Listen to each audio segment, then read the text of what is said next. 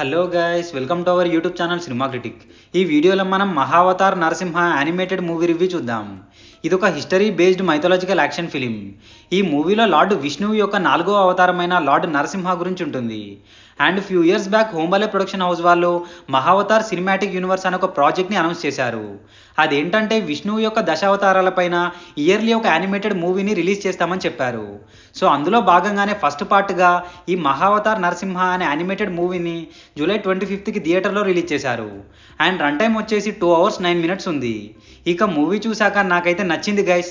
Especially last 20 minutes మాత్రం goose bumps వచ్చాయి. At the same time కొన్ని మైనస్లు కూడా ఉన్నాయి. అవి డీటెయిల్గా ప్లస్ అండ్ మైనస్ పాయింట్స్లో డిస్కస్ చేద్దాం. మూవీ యొక్క ప్లాట్ మనందరికీ తెలిసిందే.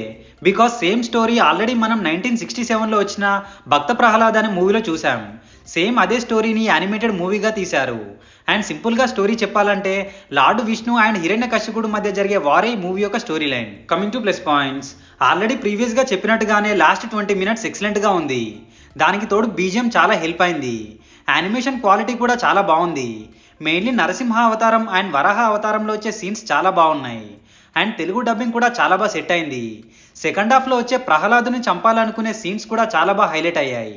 And finally visuals and cinematography also looks too good. Minus points, compare to second half first half కాస్త స్లోగా ఉంటుంది. అండ్ స్టార్టింగ్లో లార్డ్ విష్ణు భూదేవిని సేవ్ చేసే సీన్స్లో గ్రాఫిక్స్ కొంచెం డల్ అయినట్టుగా అనిపించింది.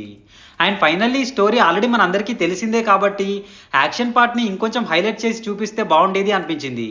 సో ఫైనల్గా చెప్పాలంటే మూవీ అయితే బాగుంది గైస్. మెయిన్లీ స్టోరీ మీద ప్రీవియస్గా ఐడియా లేని వాళ్ళు చాలా బాగా ఎంజాయ్ చేస్తారు. అండ్ ఈ మూవీని మీరు ఒకవేళ థియేటర్లో చూడాలి అనుకుంటే 3D వ్యూలో ట్రై చేయండి. ఎక్స్పీరియన్స్ చాలా బాగుంటుంది.